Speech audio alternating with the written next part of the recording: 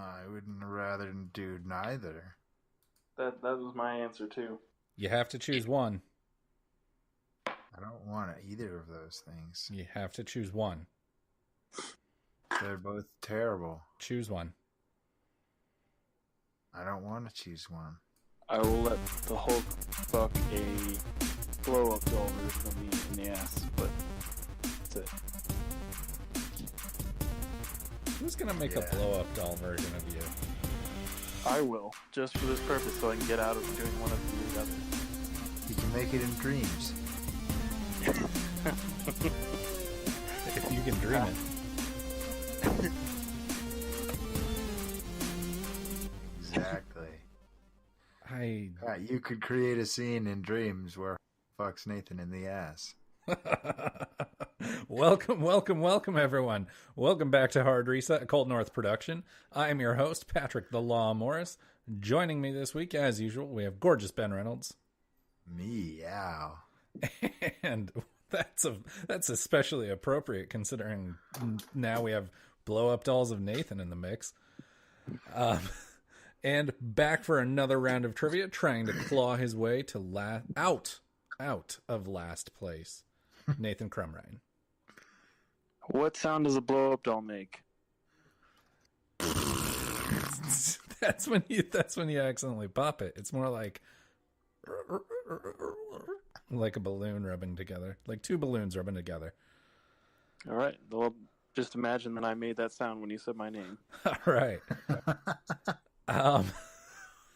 Well, we have some fun stuff to discuss tonight that isn't based off of a blow-up doll of Nathan, but it does include 10 more games announced for the Sega Genesis Mini, possibly our first leak of GTA 6, cool little discovery for Days Gone, Super Mario Maker finally getting a release date, and Anthem is delayed, and our first impressions of Dreams. So, don't forget to check out our movies podcast, No Refunds, the podcast that watches bad movies so you don't have to. You can find that and everything else we do all in one spot over at coldnorthpro.com. What a great website. This week we talked about Tokyo Drift. Well, I was going to say that at the end. But before we get into our discussion for tonight, I want to know what you guys have been playing this week. So, Ben, tell me what you've been playing this week. I've been hitting the blacktop. Hitting the My Park in 2K with Billy and our friend Nick. We've been playing some 3-on-3. Nice. Is it Nick Mertz? No. Oh, okay. Yeah, that's 2K is always a pretty good investment for you every year. Absolutely. Well, and that's I've never really played the 3-on-3 like matchup stuff before, but we're actually not bad. We like the first time we played, we lost a bunch, but then since then we've actually pretty much we've definitely gone fairly positive. Nice. So that's been cool. It's been fun. Nice. Whooping up on people online. Like they're like every once in a while we'll come up against people who are like VIPs and like have played like over 1,000 games and they're like over like 200 positive, and we'll beat them and it'll be very satisfying. Nice. That's a really cool, we probably shouldn't have beat that team, but we did, so fuck yeah. Yeah, that's a really cool, like, little mini online mode. Mm-hmm. Absolutely. So, Nathan, I have a feeling we're going to be discussing it quite a bit later on, but what have you been playing this week? Yeah, I noticed you definitely asked Ben first because you already know what I would say. I've been playing a shitload of Dreams, so... Like just a metric shit ton. It is all I do now. And if I'm anywhere around my PlayStation and I don't have anything else to do, I will be playing. Just Dreams all day. Well, yeah, I have done that. It was great. I actually asked Ben first because I ask Ben first every week. Sure. But we are going to discuss Dreams later on, so don't blow your load now. I wasn't gonna. I this week I played through Donkey Kong 94, which is... What is that?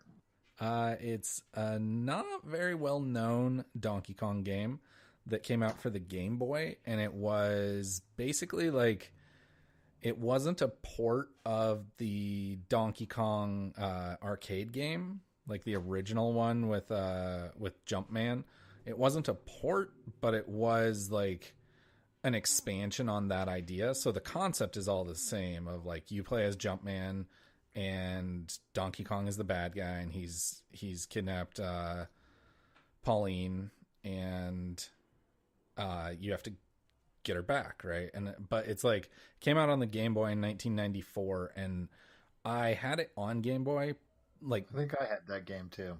Yeah, I had it back then, and I remember loving it. Like when I was a kid, it was like, this game is so good.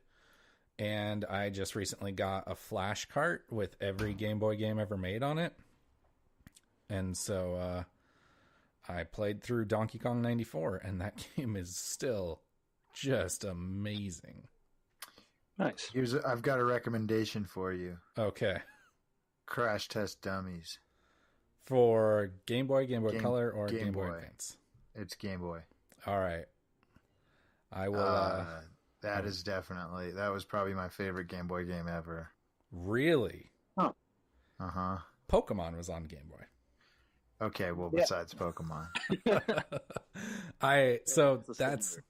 I'll check that one out. There are there is a significant percentage of the games that are on the flash cart that don't work for whatever reason. The ROMs don't work, so I will check it out, and hopefully that one works, because I've been really into Game Boy games lately, and they're really fun. Right on.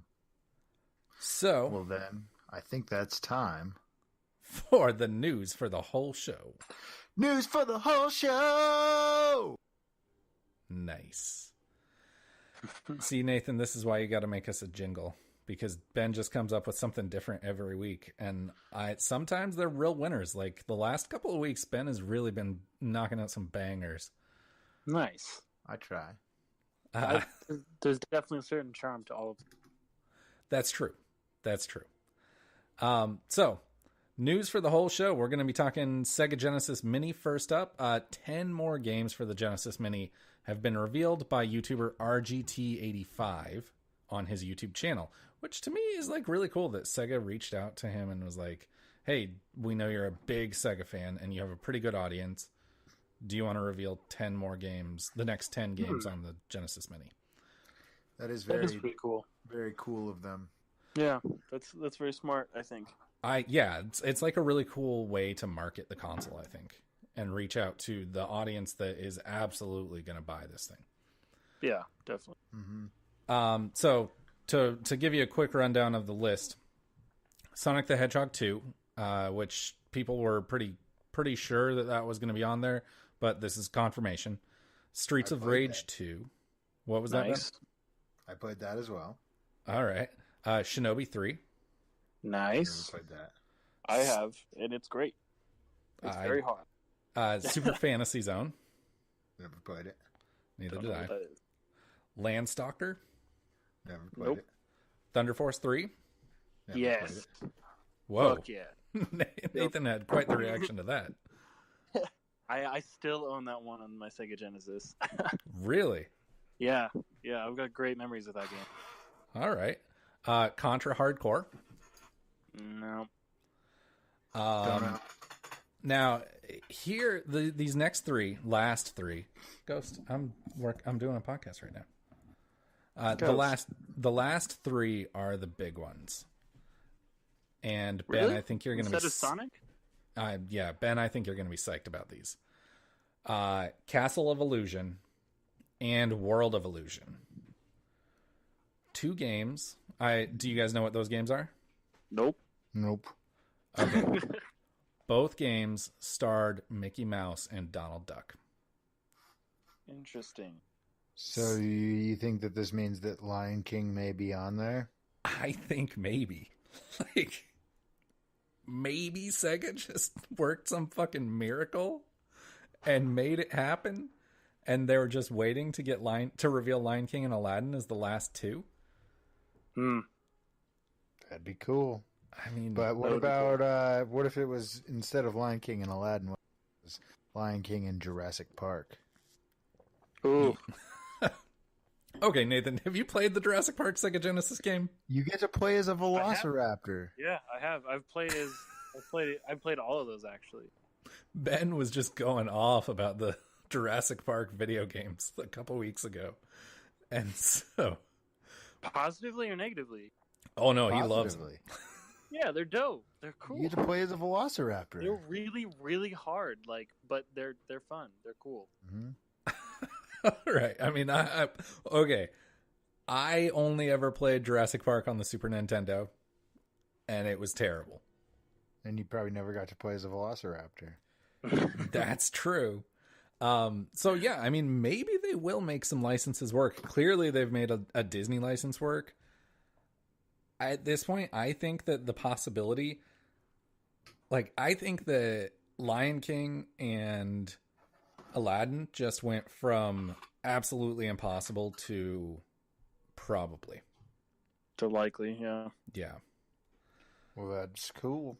And then Aladdin was cool because Aladdin was like the first game that I've ever played where you had a sword and it wasn't just like a simple smack or with the sword or whatever. Like you could actually block attacks if you hit it at the right point. And like that was just such a weird dynamic game change for me, and that made me love the game like 50% more. Specifically 50%. Yeah, right about. Because I didn't like super care for it before, but it was pretty fun. And then like I found out that you could do that, and I was like, oh my gosh, this game is so much more deep than like most other games where you just press a button to kill an enemy. Yeah. Understandable. And then the last one that was revealed, Earthworm Jim. That's pretty cool. Did you guys play Earthworm Jim? I begged my parents to buy me Earthworm Jim for Christmas, and they did. And that game is very hard. Ben, what was that? I feel like I played it, but I don't remember it. Do you remember Earthworm Jim at all? Like the property? Yeah, vaguely. Wasn't he like a earthworm who was like in a spacesuit, like a body? Yeah. Yeah. So Earthworm Jim, I think it's another license, which revealing licensed games on this console is huge. But two, god fucking damn, Earthworm Jim was such a good game. Yeah. Like that game was insanely good. And Snowworms 3D. Snowworms 3D. I said it's Snowworms 3D. Oh, it's Snowworms 3D. Well, okay. Yeah, okay. Yeah. I'll give you that. I loved Worms 3D on PlayStation 2. Oh, you didn't have it on GameCube? No, I played it on PlayStation 2 with Chris and Drew. Wow, I played it on GameCube a bunch. Oh, nice. Worms 3D. I kind of want to just get a copy of that and play it now. I've never actually played that, so it's so fun to play with friends. I can see that. Turn-based battle. Yeah. I've played one of the other iterations, but I haven't played that one. Does Earthworm Jim have anything to do with worms? No, totally separate. But Earthworm Jim is a really cool property, and it's very adult in its humor and the way that and it's almost its art style too is like, I don't know. I feel like it was a kids' TV show when we were kids. It was, but it was a kids' TV show that was had interlaced a lot of adult humor throughout. Huh. And interesting. Earthworm Jim, honestly, go back and watch some of it. It's really fucking cool. Fair enough. So, we talked about this last week or a couple of weeks ago. No, I think it was last week. Maybe. And we were all kind of a hard pass on the Sega Genesis Mini. But with this new information and the possibility of more licensed games coming, is this thing kind of maybe becoming a buy for us? If we get Lion King and Jurassic Park, I probably would buy it. So it has to be Jurassic Park. Yeah, honestly, I would need those two games, and then I would probably buy it. All right. Could it be just those two games? Honestly, yes. Honestly, I'm ashamed to say it, but yes. Well, those two and Sonic 2, then yeah. Sonic 2? You wouldn't want to do Sonic 3 and Knuckles? I would. I love those games, honestly. Each of them separately, I love them. And then together was another cool thing. Being able to play as Knuckles in Sonic 3 levels was fun. Yeah, I personally kind of can't stand Sonic. I think it sucks, but Earthworm Jim is really cool. I really liked Streets of Rage 2. I played that one on my neighbor's Sega because it was basically the only game he had that was multiplayer, and so we would play together. And I liked Streets of Rage. It's Streets fun. of Rage was fun. It's a fun beat 'em up, but Ben, I'm kind of with you. If they announce Lion King and Aladdin and Jurassic Park, and maybe a few Mortal Kombat games, I'll be in on this. So yeah, it's true. But speaking of things Ben is in on, we got our first supposed leak of Grand Theft Auto 6 this week. So, a user on the GTA forums noticed a Rockstar employee whose job title read Junior Vehicle Artist at Rockstar Games. And his work while at Rockstar was described as creates vehicles matching with real world for GTA 5, DLC, and upcoming GTA 6. This isn't the stupidest way a game has ever leaked, but what kind of credibility do you guys give this? I could see it. Maybe. Hard to say. I find it hard to believe that GTA 6 wouldn't be in development right now, honestly. It's been so long. It's been an entire generation. And, we just got through Red Dead, so I don't know. I could definitely see it coming. I could see it's not like they're making LA Noire 2 or Bully 2, Max Payne 2 or Max Payne 4. Or I guess Max Payne 4, excuse me. Yeah, they've pretty much all but abandoned their smaller projects. Or if they have anything new that they're working on, they haven't told anyone about it. Yeah. Yeah. So, I just thought of another game for Sega Genesis that would be sick. Okay. Primal Rage. Oh, Primal Rage. Okay. Yeah. Yeah, I mean, maybe the Sega Genesis could turn out to be maybe the best mini console there is, because the SNES Classic, I think, is right now the front runner, but the Sega Genesis having 40 games, literally twice as many games, if they can just get 20 bangers on there. Mm-hmm. And there's a lot of bangers on Genesis, in my opinion. Now, if they can get 4 I didn't bangers even have on a there. lot of them. Really, they just need 2, and Ben's on board. So not to drag us out of the Sega, but that's fair. I dragged us back to it. My bad. Going back to Grand Theft Auto 6. So Ben, you're a huge Rockstar fan, and I am. I want to know, what would you prefer right now? Do you want Grand Theft Auto 6 to be their next thing, or do you want them to go back to one of their smaller things? Honestly,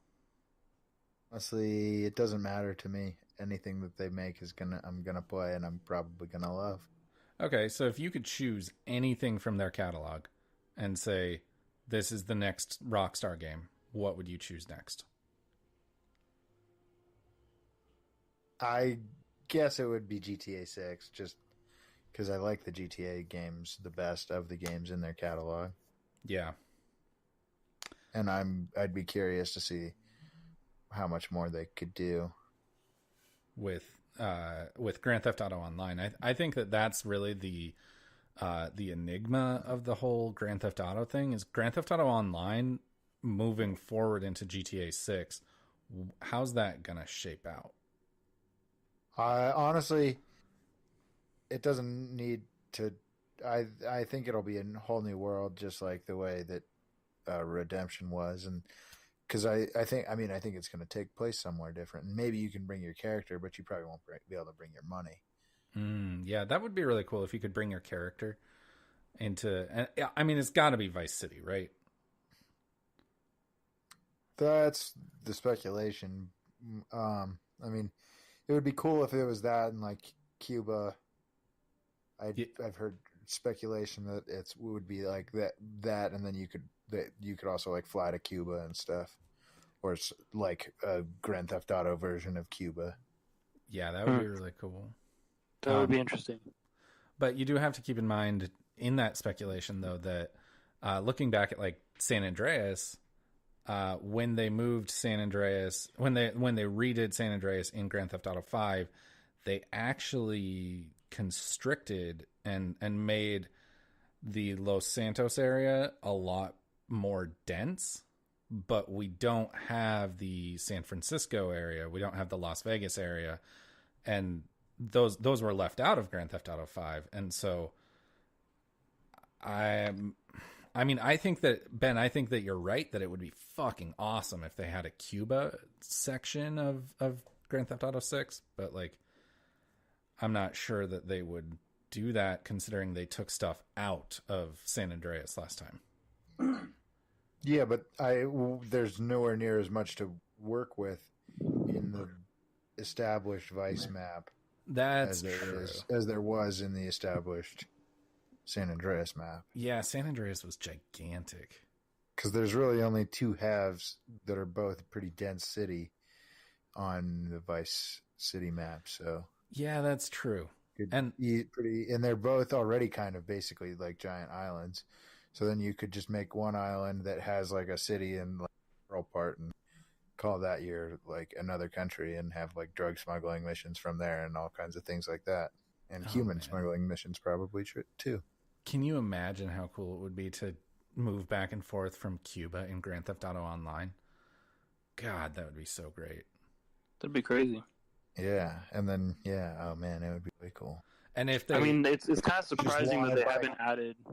Sorry. Wanted by cops in fucking America, so you go to just head to Cuba. Rating. That would be so awesome. They would have to make it like I want Grand Theft Auto 6 to have a more pervasive wanted system, something that's more long lasting and like a lot like what Red Dead Redemption 2 did, except less heavy handed, where it's like you're wanted and like I just can't go back to Valentine for a while because they know me there. Mm-hmm. Yeah. And so like avoid cops and because they're going to recognize you, and that I think that would be pretty cool. But if they do go back to Vice, they have to do like a bayou area as well. Yeah, that'd be cool. Yeah. So, so are we saying yay or nay to this rumor? Or do we think this rumor is real? I could see it. Yeah. I'm hoping. I can see it definitely being real. I mean, But I don't know that. I mean, but it could be real, but it doesn't necessarily by any means mean that we're going to see the game anytime soon. That's true. Yeah, exactly. That's true. And I mean, Nathan, you made a good point. We haven't gotten a new Grand Theft Auto game since last generation. Like, we got the PS4 and Xbox One port of Grand Theft Auto 5, but last generation was when Grand Theft Auto 5 really launched, and then at the very tail end of this generation is when Red Dead Redemption 2 is coming out. And so maybe we'll see. I mean, maybe we'll have to wait until the end of the next generation for Grand Theft Auto 6, and that would really suck. Yeah. It would. But only time will tell, I guess, you know. We'll see. Yeah. I actually would like it to come out very quickly. I would like it if it was ready, say like a year or maybe 2 into the next generation, and then they can run Grand Theft Auto 6 and Red Dead Redemption Online, Grand Theft Auto Online, Red Dead Redemption Online concurrently, and it's like pick your poison, which one do you prefer, rather than just like this is the one you get to play for the next 7 years, hope you like it. Yeah. But we enjoyed playing Grand Theft Auto Online for 7 years. We did. That's true. You got me. We did. But also, I haven't ever felt compelled to go to Red Dead Online. But it's still in beta. I think there's... Is it still in beta, really? Yeah. Jesus. Oh, really? Okay, maybe when it finally comes out, then maybe it'll be there. I mean, I know I had a lot of friends that were playing it constantly, and I wanted to play it constantly, but no one else did either. And all of us since then have dropped off and gone into other... I think it's just too slow with how they're doing things, and in that, honestly. And it would make sense if they did just move on to GTA 6. Yeah, I don't know. I think that there's still a lot of legs in Red Dead Online. Like they need to get it off the ground before I'm ready to say they should just get back to GTA Online. Because I think that Wild West Online could be fucking awesome. It's just a matter of like the difference between Red Dead Redemption 2 being a much more slow-paced and serious game than Grand Theft Auto. Yeah. Red Dead Online would just be much more slow-paced and deliberate than Grand Theft Auto Online. Just a different experience. So, moving on. Ben, you actually shared this one with us. It's been discovered a Reddit user called Swing Life Away 93 has discovered... I mean, not really discovered because it's out there, but he made note and made a pretty cool Reddit post about the fact that in the new PlayStation 4 exclusive Days Gone, snow will fall randomly, and more impressively, it collects over time, so it'll build up on the ground and the road, and presumably it has to change driving conditions, right? Like. You guys think this will change driving conditions? I would imagine. Yeah, I would hope so. I mean, it kind of makes you wonder, like, the biggest thing I see about it is, like, when does it stop? Because, or does it stop at all? And is there, like, a difference to how deep you can be entrenched in it? You know what I mean? Yeah. Because it's like if you're driving through 6 feet of snow on a motorcycle because someone just didn't leave one area for a long time, as happens when people just play around in areas, like you're kind of screwed. I would hope that it would change things. Yeah, and technically, it's a car. Is it a car? I thought technically it's a car. It's a motorcycle. No, technically it's a car. I was listening to an interview recently, and Unreal Engine actually doesn't allow for motorcycles. You can't code a motorcycle into Unreal Engine, and they don't even like. I don't know. Some like Epic just says no, you can't do it. And so what they did Can you just get it as a car or as a motorcycle then? No. So what they did was they just took a car and they set the width of the car to be super narrow. And then they folded the other wheels in to line up perfectly with the wheels. They folded one side of the wheels in to line up perfectly with the other side of the wheels. So, like, technically in the code, it's a car. It appears as a motorcycle, but it's a car. All right, but it's a motorcycle. It's a fucking motorcycle. That's cool. That's an interesting fact. But it's a motorcycle. That's true. I'm going to play it tonight. Oh, you are? At 10 o'clock. Oh, so you're that into this game that you're gonna do it at launch time. I mean, I don't see why I wouldn't. All right, fair enough. I'm excited to hear what you have to say about it. I'm looking forward to hearing about it because, like I said, I would love to be proven wrong about this game. I think that this game looks corny as hell. Really? But I would love for it to be. I would love to be wrong because, man, Sony hits hard with their exclusives. So. Yeah. So I haven't ever gotten the corny idea out of it, but I definitely get some Last of Us review vibes. See, I got corny out of it because it's a grizzled biker guy named Deacon St. John, and his friends call him Deke. And it's like that. It just feels like Road to Hell Retribution. But I actually really like this little snow thing. Yeah. It just gives me a lot more faith in the game and the developers. Just that, like, they didn't tell us every single little thing about the game. They kind of left some things in there for us to just discover of, like, oh, this is really fucking cool. And this is something that a lot of developers would have been, like, shouting from the rooftops, but they just didn't. They just kept their mouths shut and didn't say anything and just let us discover it. And it leads me to think, what else is there like this in the game? Mm-hmm. I don't know. I'm warming. Definitely. I'm warming to the idea of the game, Ben. I'm waiting to hear what you think. Fair enough. So, Super Mario Maker 2 finally got a release date. Nintendo announced via Twitter this week that the game will release on June 28th, about 2 weeks after E3. I was really thinking that this was going to be, they were going to talk about this quite a bit at E3 in their direct, and then they were going to say, and it's available later today. I thought that was kind of what this was going to be. But it's okay. Are you guys going to buy Mario Maker 2? Probably not. What are I assume it only comes out on Switch, or is there other platforms, or what? No, only Switch. Yeah, then I can't, because I don't have a Switch. Yeah, but you're going to get a Switch. I mean, eventually, probably. But I still probably wouldn't get it, just because I don't, like... I've never been super enchanted by Mario games, if I'm being completely honest. Like, they are really fun to a point, but I feel like it always gets to the point where I drop off like a third of the way into the game pretty much every time I try to invest in a Mario game. And it's just, it's not even that it's, I don't know.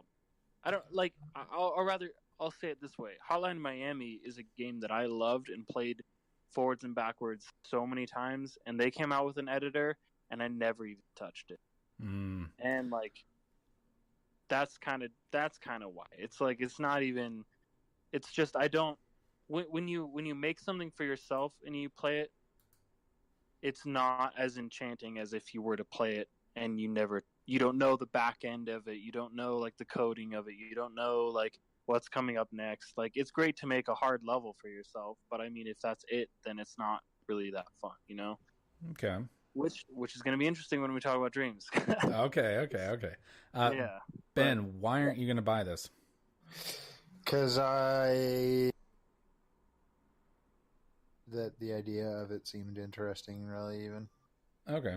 I mean, I'm kind of with you. I'm not like, I guess I'm with you both, because Nathan, I've never been particularly enchanted by Mario either. I finished the games, but like, yeah, I've always on Super Nintendo I preferred Donkey Kong. On N64, on N64 I preferred GoldenEye. I preferred a lot of other games. On Zelda, on GameCube I preferred Zelda. Like, I don't know. Right. And Ben, I'm with you. Like, Mario Maker 1 came out on Wii U. I loved my Wii U, and I never felt the urge to buy Mario Maker.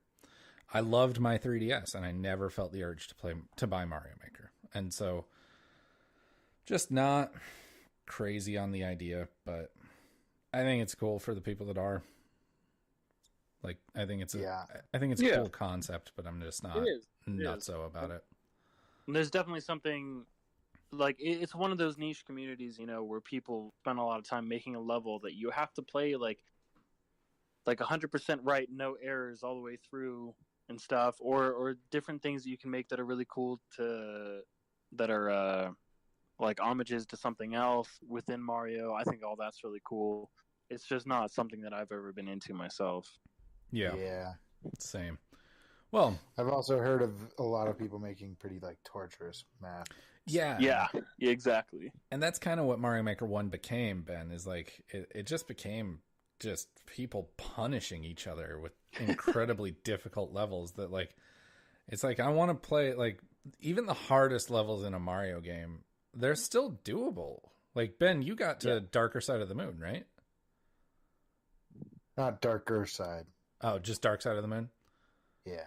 Yeah, and that's like insanely hard, but you got there, and like I'm sure you got pretty far in it, and so Yeah.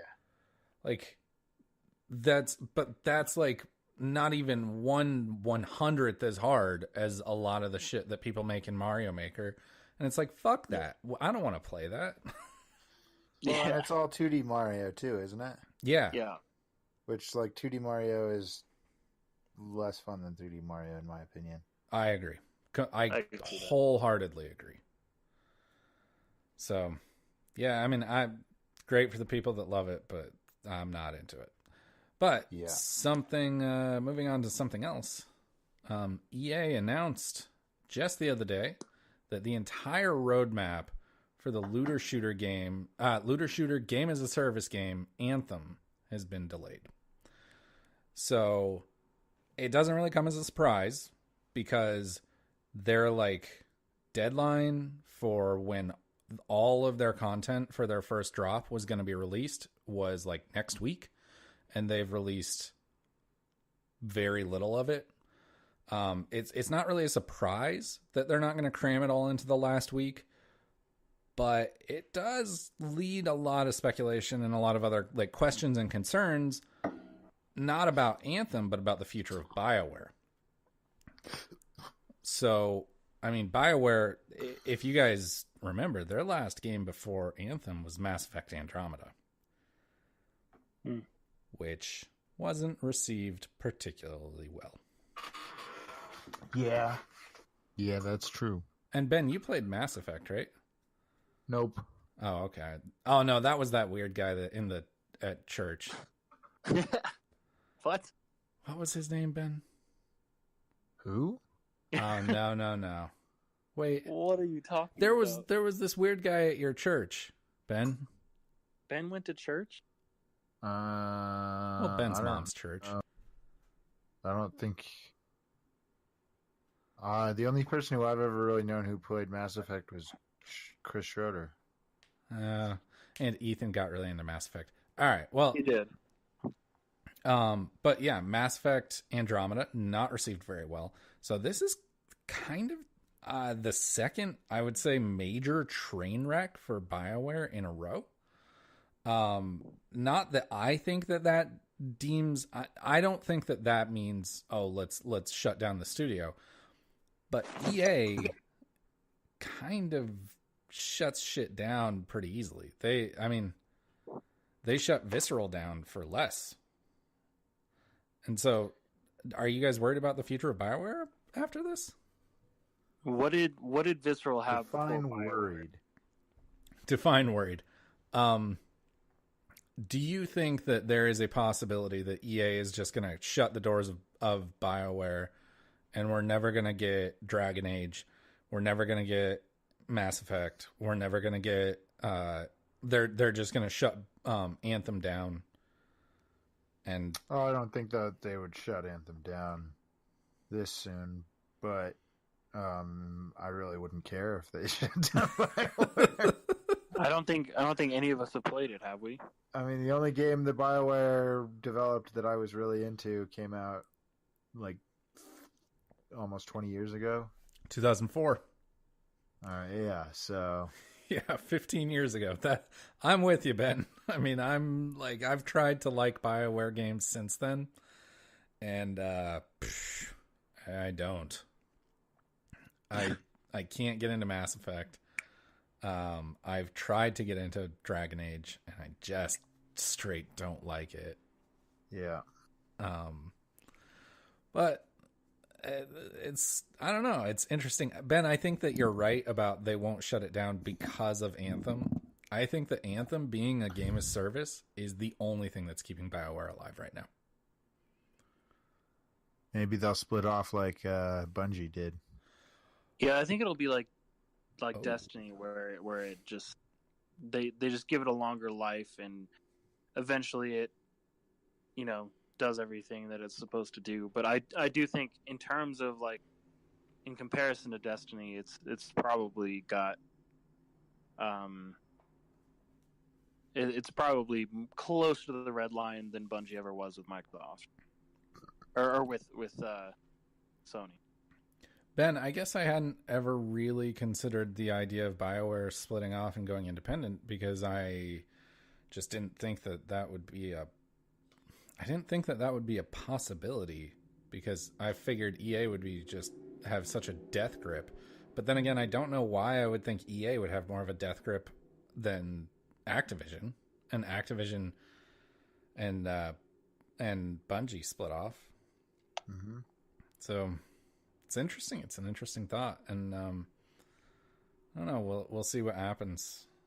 It's And then the first move that they'll make after they split off is they'll partner with Lucasfilm Games, and we'll be like, "Oh shit!" Well, hopefully that happens after 2023 because if they partner with Lucasfilm Games, they still got to go through EA to make KOTOR 3. So, yeah. Would... But have you guys heard the rumor that the trilogy that Benoff and Weiss are working on is supposed to be an Old Republic trilogy? No, I have not. Tell us more about that. I mean, there's not very much information except for that Benoff and Weiss's primary project after the Thrones, because I mean they're executive producing the spin-offs of Thrones, but they're not going to be like the primary developers on it. But their next project after that is supposed to be a Star Wars trilogy. I had heard they were doing Star Wars movies, but I hadn't heard what they were going to be. Yeah, there's rumors that it's potentially going to be a Old Republic trilogy. And the other thing that I think that it's awesome about this is that they're just going with Benoff and Weiss right away and being like, yes, develop us a fucking arc, instead of this one where it's like they're throwing darts at a wall and just being like, oh, well, this one landed on we should have a girl be the main character, and this one landed on we should have a black stormtrooper. Yeah, yeah.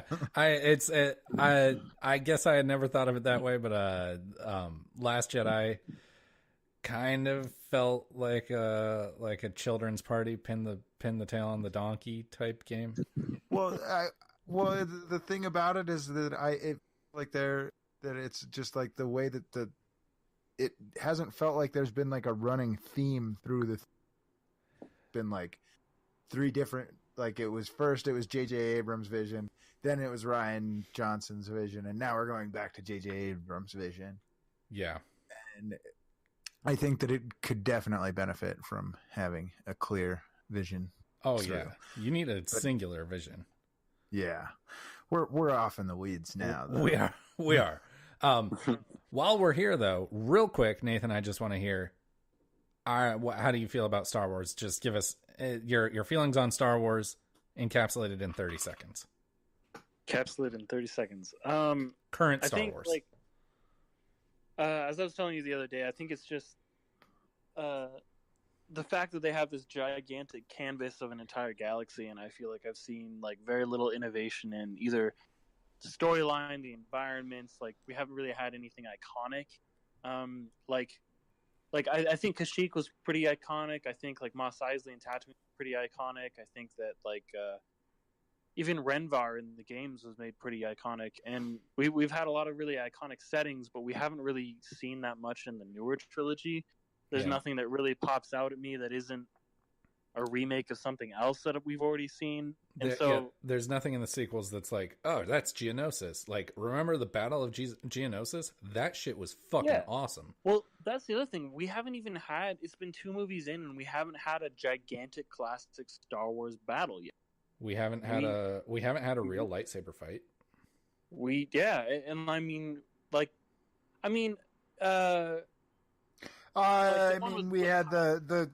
the fight in Snoke's throne room. Okay. That one was pretty cool, and I could see that one becoming iconic. But like in terms of large scale battles, I mean, we had that in every single prequel movie. Like we had. Well, and I guess one we had the Gungans and the droids. The second one we had the Geonosis. Geonosis. The third one we even had Order 66. Order 66, and I think someone would probably try to argue that the battle at what's her name's house or cantina in Force Awakens was your big battle in that one, and then your big battle in the second one is when with the walkers, basically the recreation of Hoth. Yeah, but that was rehashed. Yeah, that was rehashed. Yeah, no, I know. Already rehashing Yavin. I think Ben's just saying like people would argue that. Yeah, I mean those were the big battles that those movies had. Yeah, but I mean, like all of those were completely different planets, and yet it was like we have a Yavin that was done, and we have a Hoth that was done, like, and it's just I don't see much that's like we haven't seen underwater battles. We haven't seen like, we did in the prequels. Yeah. Well, okay. There's always a bigger fish. We didn't. There's always a bigger fish. We saw two fish fight. No, so not to cut you off, Nathan, but I do agree with you that there hasn't been that iconic stuff. And like I hate to say this, and I shouldn't be saying this on something that will be recorded and put on the internet, because if you put it on the internet, it never goes away. But the more these Star Wars sequels fuck shit up, the more that I agree with Ben. The Attack of the Clones is a really good movie. It is the best. Not the best. I didn't say that. But we do have to talk about Dreams. So full disclosure, being totally honest, I actually haven't gotten a chance to play it yet. So I'm going to be more facilitating the conversation, and I'm going to jump in with some questions when I've got them. I have some questions that I kind of want answered, but you two have played the game, so I want to hear what you guys think. Nathan, I know you have a ton to say about it, so Ben, I want you to start, because I feel like if we get Nathan started talking, he's never going to stop. Yeah. I would say that my experience with it has been frustrating. Why? The controls, I don't like that they want me to. I mentioned this last week that I don't like the gyroscope being the like cursor, basically. Like it creates unnecessary, like, it's cumbersome. It just makes it clumsy. And Nathan did point out to me that they are in the process of developing another control scheme that does not use the gyroscope for the DualShock, which is big. And I've honestly even considered getting fucking some, just trying to find some used Move controllers just to be able to freaking play with it with Move controllers, because it sounds like it's better with Move controls. That's interesting.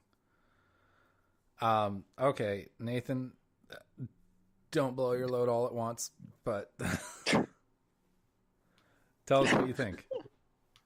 So I'm definitely in love with Dreams. It's exciting to me because there is really literally something for everyone. Maybe not right now, just for people like specifically looking to play things. Not quite yet, but I think it'll easily get there, because everyone that I've seen, at least on the Reddit, I've been really active in the Reddit. This is the first time I've ever been super active in a Reddit in my entire life. It's called a subreddit, by the way. Subreddit. We can tell that it's the first time. Yeah, well, good. You can tell how passionate I am about it. First time I've been super active in a subreddit for a game, and every day I check the PS4 Dreams Reddit subreddit, and I'm always blown away by what everyone is doing, and I think it's just really, really incredible, everything that people have come up with, the things that I've come up with that I never thought was possible for me to make in the game. And yeah, man, I've been telling you guys like every other day, like I don't understand how I'm the only one that's just fucking obsessed all over this. So, question for you guys, and Nathan, you kind of led me into this. Do you think, and Ben, have you been doing more of the creation or more of just playing other people's experiences? I have just been doing tutorials. Oh, okay. So, do you think there are lots of? Yeah, that's what I've heard. I've heard it's almost like a barrier to entry with how many tutorials there are. But do you guys think that the average content is going to be good enough for someone like me, who I'm not going to be good. I'm not creative, and I'm not good at making stuff, but I like to play stuff. So do you think that for someone like me, who is there only to play, do you think that there's going to be a good enough content to do that? Probably. Cool. Nathan? Yeah. Yes, I think so, absolutely. Because one of two things is happening. Because it's such a reiterative community. If anyone has heard of Hit Record from Joseph Gordon-Levitt, like, it's a creative community in which anything you post there is credited to you, but it's not owned by you, and anyone can take it and remix it. They actually call, which is funny because that's how they call it. That's what they call it in Dreams as well, and do whatever you want to it. And then if it turns into something that a lot of people are passionate about and eventually money is paid, that's not what Dreams is doing. But you are able to take any asset from anyone else and recreate it into something else. So the first thing is that someone like you, Patrick, might find like, oh, this character is really cool, and like, I'm seeing this and I'm coming up with all these ideas about this character and I don't even know why, and I'm not creative, but like, maybe if I just make a level with this character and like come up with a story with my head, like, it's just, you can't stop thinking about it, and then you end up creating this whole thing. Even if it's this one level, it's like a really neat creation. And I think a lot of people have been having that happen because of the ease of access of all the tools you have available. So yeah. how do you think that, going back to the ownership thing, how's ownership going to work? Because like, will Media Molecule, and I'm not asking like specifically based on experience with the game, but like just speculation. Right. So Ben, feel free to jump in too. How is ownership going to work with this? Because Media Molecule, does Sony own it? Does Media Molecule own everything we do? And how is it going to work in the future when eventually people start putting so much time and investment into these creations that they want ownership over it? Right. I think something to note real quick before we jump into that is that there aren't a lot of creations yet that you can play right now, but when I think they're doing an early access so that there will be things that you can actually play, and they've divvied things up into the point where like you level up by doing certain things, and so each of those is segmented off into something you can spend a lot of time into, and they're expecting for you to pour a lot of time into. And one of those areas is definitely just playing games. Okay. So I think that's definitely going to be available. And there's so many people that are creating so many different things, and just creating one thing has become the catalyst to them creating a bunch of other things and turning into a whole game idea. And I was never expecting to actually make a game, but I've already come up with an idea that I can't let go of, and now I have to do it. All but right. in terms of ownership, I think right now, personally, something that's beautiful to me is the fact that I don't own it. And it's really weird for me to admit that, because as someone that's made a lot of videos, a lot of music and stuff, and I'm always worried about how I'm going to get paid, how I'm going to get credited, how it's going to trace back to me and like somehow make my life meaningful in that area. Like I've been really obsessed with that idea, because you kind of have to in our world. But in Dreams, it's interesting because it's like you don't really have to worry about that. You just kind of have to worry about creating and enjoying creating, and then playing other people's stuff and everything. And so it's a very relaxing experience, because takes the pressure off. It takes a lot of pressure off. Exactly. And to the point where when you're playing someone else's dream, if you will, and it just sucks, you don't really care. You don't, at least for me, I don't ever think it's a waste of time. I just kind of exit and like move on, and eventually I'll find something that's really fun. even if it's lacking polish, even if it's lacking the things that we normally see in AAA titles and stuff.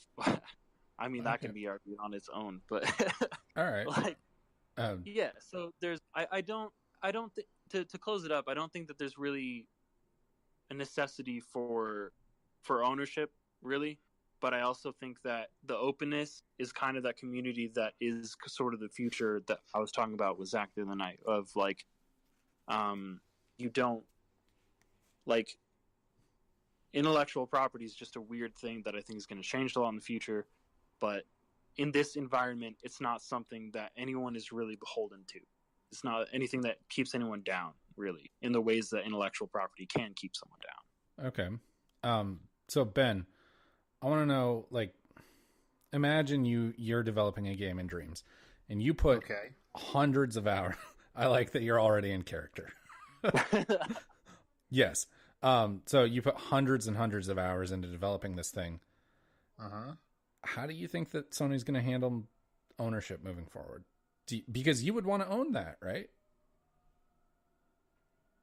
I mean, yeah, I think obviously I would, but I don't know that I would. You don't know that you would own it? Mm-hmm. Yeah.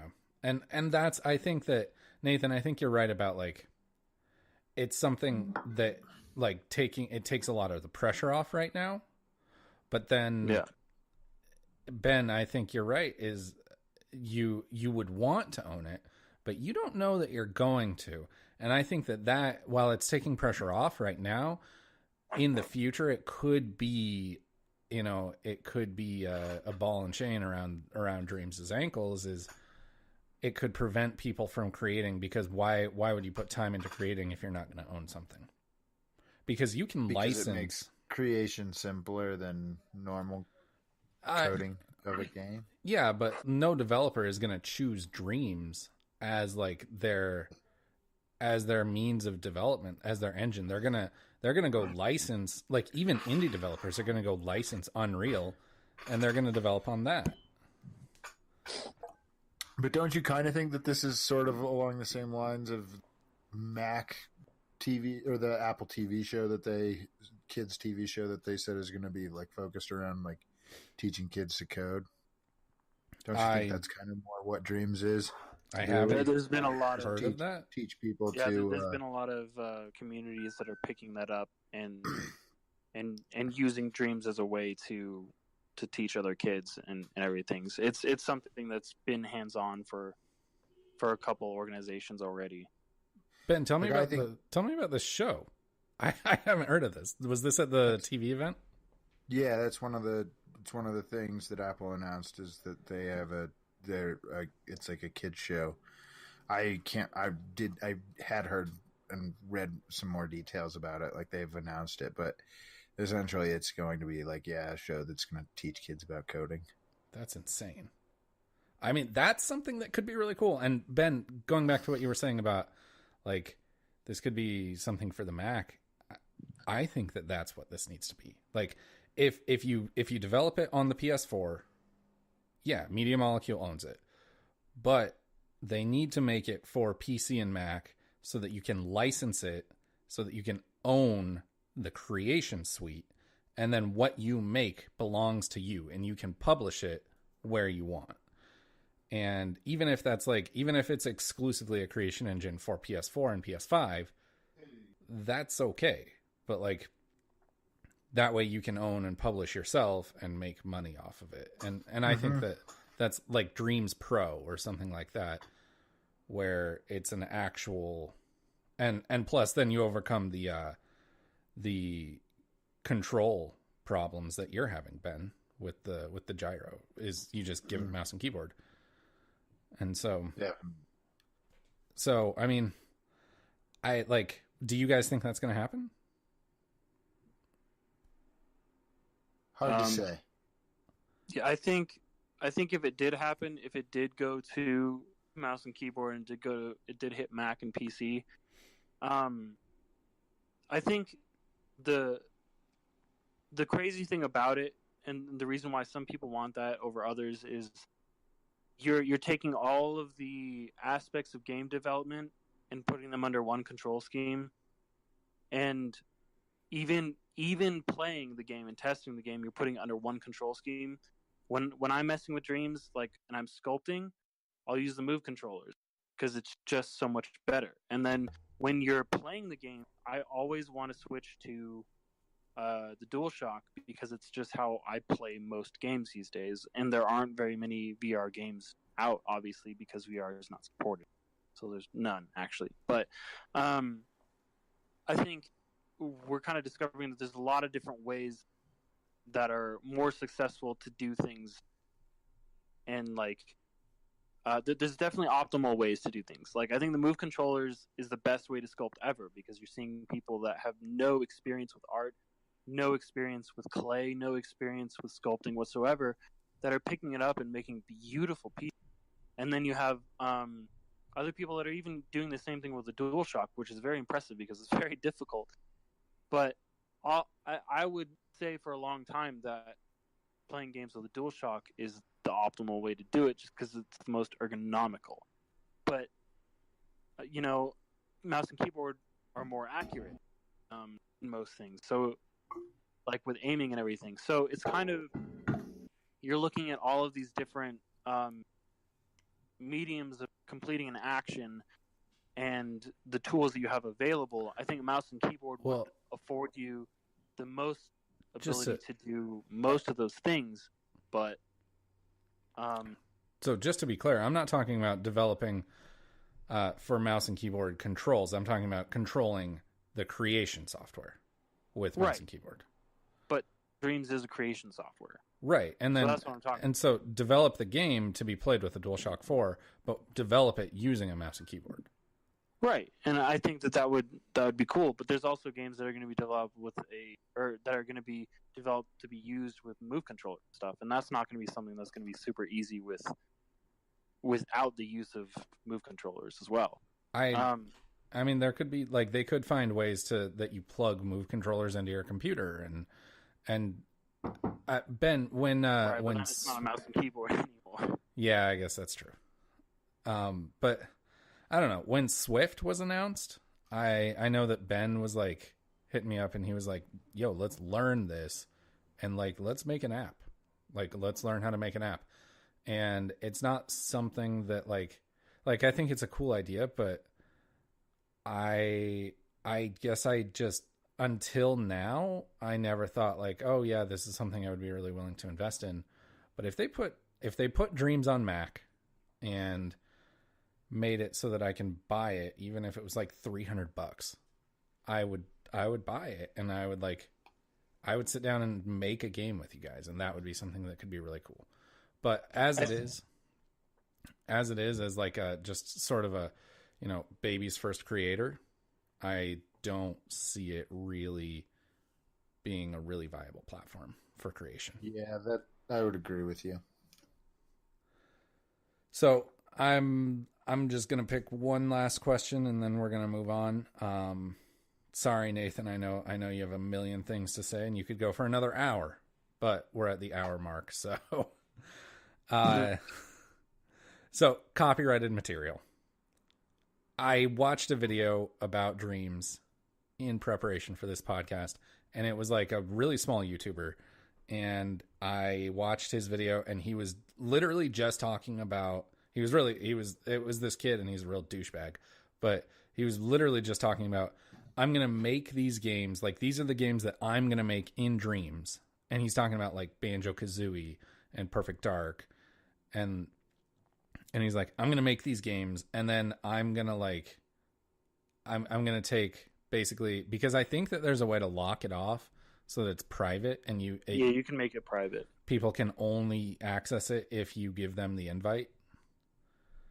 And he was basically saying, then I'm going to sell the invite and be like, yeah, you want to, like, to the people I know in real life of, oh, I remade Banjo-Kazooie. If you want to play it, then you can buy it from me. And that's fucked up. So how do you think they're going to handle copyrighted material? I mean, I think that's funny because it's like, have fun making your $20, kid. Like, yeah, I guess so. Like, have fun making an entire game from scratch that's already been done. That you're gonna get some upvotes on Reddit and shit, but then like the fact that you lock it off with a link, like no one is going to give a shit about that because guess what? It's so accessible, someone else can remake the game and put it free, and that's the way it should be, in my opinion. And so it's like, I think that's really funny and really stupid. I think in terms of copyright and copyrighted material in general, they do have this interesting cat on the cross, and that is definitely if they get copyright claims with other people making their like other companies making their IPs on this platform and releasing it, it's still technically kind of illegal, I think, but I'm not entirely sure. I think that will be an interesting thing for them to combat and deal with, but I think at the same time, it's completely legal for anyone to take Photoshop and remake a Batman scene. The only problem is selling it, I think. And if they're not selling it, then maybe it's not illegal. But then the other problem is, well, now, as you brought up previously, are people really going to care about it as much if they can't claim ownership and control it and make money off of it in the same way? And I think if they opened the door to that, then they're opening the floodgates to all of the lost and other stuff from people selling. Yeah, and just so you're aware, it is an interesting. You don't have to be able to make money off something to get copyright claimed. The Doomcat Videos YouTube channel definitely has a copyright strike on it. Really? It does? It does. That's hilarious. What is it for? Mario Kart. That's hilarious. Ben, how do you think they're gonna handle copyright material? Maybe it's the potential to make money. Sorry, but... Jesus. Ben. I really have no idea, honestly. Yeah, I think it's gonna kind of be the Wild West, like YouTube was back in the day, but. We'll see. We'll see how it pans out. At the very least, I'm excited to see the future of Dreams, and I'm excited to see what it becomes, how people use it, and how people utilize it as a tool, and what indie developers can do with it. So I'm psyched about it on that point, but we don't have all night to talk about Dreams, and so that's going to take us to the weekly trivia challenge. Trivia! Nice. So this week's trivia question: in what year was the Game Boy Color released? Was it A, 2001, B, 1997, C, 1989, or D, 1998? Repeat the question one more time. In what year was the Game Boy Color released? A, 2001, B, 1997, C, 1989, or D, 1998? 2001. Yeah, I would say 2001 as well. Is that the final answer for both of you? Mm-hmm. Yeah. You are both incorrect. The Game Boy Advance was released in 2001. The Game Boy Color was released in 1998. Damn. Got it. That makes a lot of sense. And the original Game Boy was released in 1989. So, I knew that. No points for anyone today. Nathan, you're still in last. Ben, you're still in first by a pretty hefty lead. And that's all we have for you tonight. If you liked what you heard, don't forget to subscribe to us on whatever platform you found us on. And also don't forget to listen to our movies podcast, No Refunds, the podcast that watches bad movies so you don't have to. This week, we discussed The Fast and the Furious, Tokyo Drift. We'll be back next week. Dip. Teriyaki boys. We'll be back next week talking about whatever happens in the next 7 days. So until then, reset. Reset.